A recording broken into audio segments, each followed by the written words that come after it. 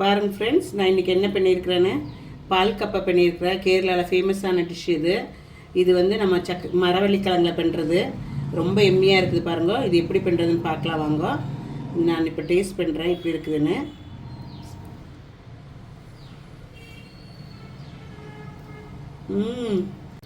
சூப்பராக இருக்குது ஃப்ரெண்ட்ஸ். நீங்களும் வீட்டில் மஸ்ட் ட்ரை பண்ணணும்.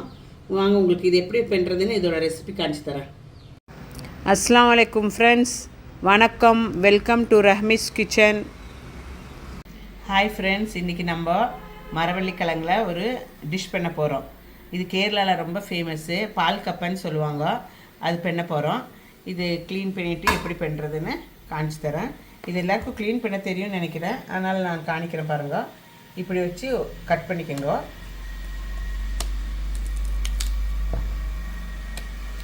இப்படி கட் பண்ணி போட்டு அப்புறம் இந்த தோல் எடுத்துக்கணும். ரொம்ப ஈஸி, க்ளீன் பண்ணுற கஷ்டம் ஒன்றும் இல்லை.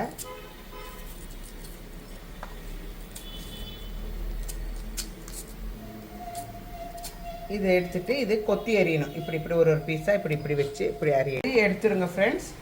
க்ளீன் பண்ணிவிட்டு எல்லாம் நம்ம கழுகி எடுக்கலாம், வாஷ் பண்ணி எடுக்கலாம். கப்பை கட் பண்ணி கழுகி எடுத்தாச்சு. இனி இது நம்ம வேவிச்சுக்கலாம். பாருங்கள் ஃப்ரெண்ட்ஸ், நம்ம ஒரு பாத்திரம் தண்ணி வச்சுட்டு கொதிக்க வச்சுருக்குறோம்.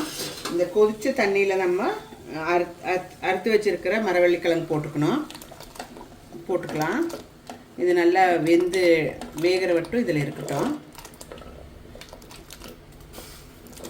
தண்ணியில் போட்ட பிறகு உப்பு, தேவையான உப்பு போட்டுங்க. கப்பை வந்துட்டு 1 kg, மரவள்ளிக்கிழங்கு 1 kg இருக்குது. அதுக்கு தேவையான உப்பு போட்டுங்க. அப்புறம் இது நல்லா வேகட்டும். மூடி வச்சுட்டு வேவிச்சுக்குங்க.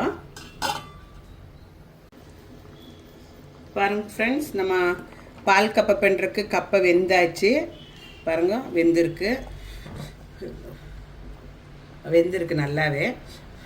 இது நம்ம இப்போ தண்ணியிலேருந்து எல்லாம் எடுத்து ஒரு பிளேட்டில் வச்சுக்கலாம்.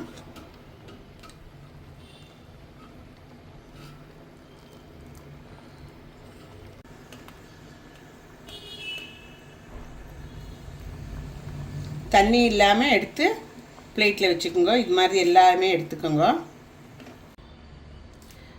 இது நம்ம எடுத்து வச்சுருக்கிற கப்பை ஒரு பாத்திரத்தில் போட்டுட்டு கொஞ்சம் ஸ்மாஷ் பண்ணிக்கணும்.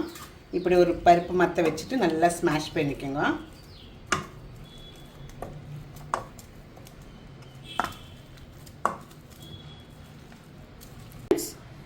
நல்லா கப்பை வெந்தது ஸ்மாஷ் பண்ணியாச்சு நல்லா. இப்போ நம்ம தேங்காய் பால் ஊற்றணும். இதில் தேங்காய் பால் வந்து ஒரு 3/4 தேங்காய் எடுத்து நான் பால் எடுத்து வச்சுருக்கிறேன்.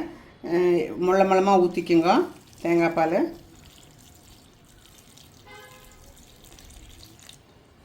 கொஞ்சம் இலக்கிக்கலாம்.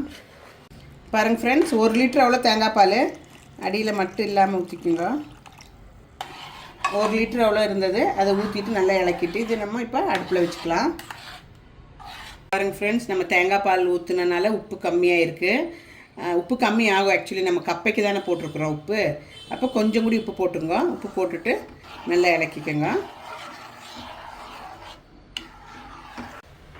இப்போ இந்த தேங்காய் பால் ஊற்றிருக்குறோம் இல்லைங்களா, அதில் கொஞ்சம் நேரம் இது வேகணும் இந்த கப்பை. இந்த தேங்காய் பால் கூட நம்ம ஒரு 10 சின்ன வெங்காயம், ஒரு 15 பூண்டு பல், ஒரு 3 பச்சை மிளகு சதைச்சி வச்சுருக்கோம், இடித்து சதைச்சி வச்சுருக்கிறோம், அது போட்டுக்குங்க. பாருங்கள் ஃப்ரெண்ட்ஸ், நம்மளோட பால் கப்பை எவ்வளோ எம்மியாக இருக்குது பார்க்குறக்கே. இது இன்னும் கெட்டியாகும். இது கொஞ்சம் இலக்கி விட்டுட்டு நல்லா கொதிச்சிருச்சு. இனி இது தாளிக்கணும். இது நல்லா கொதிச்சு கொஞ்சம் கூட கெட்டியானவருக்கு ஆஃப் பண்ணிடுங்க.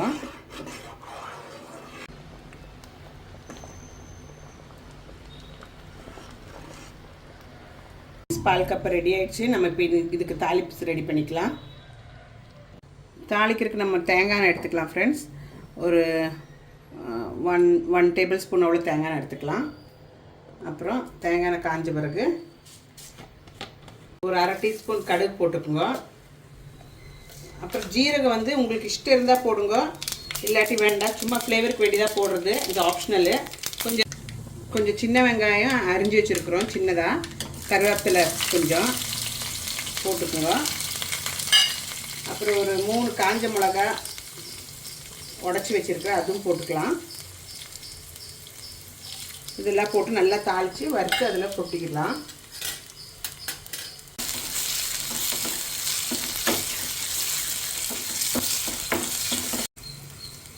நம்ம ரெடி பண்ணிட்டோம். இப்போ இதில் கொட்டிக்கலாம். இதில் கொட்டிட்டு நம்ம சர்வ் பண்ணிக்கலாம். பாருங்கள் எவ்வளோ எம்மியாக இருக்குது நம்மளோட பால் கப்பை. நீங்கள் ட்ரை பண்ணுங்கள் வீட்டில், சூப்பராக இருக்கும். இது ரொம்ப எம்மியானது. பிரேக்ஃபாஸ்ட்டாக சாப்பிட்லாம், ஸ்நாக்ஸாக சாப்பிட்லாம், நீங்கள் ஈவினிங் டைமில் சாப்பிட்லாம், இல்லாட்டி பிரேக்ஃபாஸ்ட்டாக காலையில் சாப்பிட்லாம், இப்படி வேணுமாலும் சாப்பிட்லாம். ரொம்ப எம்மி, கேரளாவில் ஃபேமஸான டிஷ்ஷு. சர்வ் பண்ணிக்கலாம் நம்ம பாத்திரத்தில். ரொம்ப எம்மியாக இருக்குது. நீங்களும் வீட்டில் ட்ரை பண்ணுங்க. ரொம்ப நல்லா இருக்குது, டேஸ்டியாக இருக்குது. நீங்களும் வீட்டில் ட்ரை பண்ணிவிட்டு ரஹ்மிஸ் கிச்சன் லைக் பண்ணி சப்ஸ்கிரைப் பண்ணி ஷேர் பண்ணுங்க. உங்கள் அதர் வீடியோவுடன் உங்களை சந்திப்போம். தேங்க்யூ, டேக் கேர், பாய்.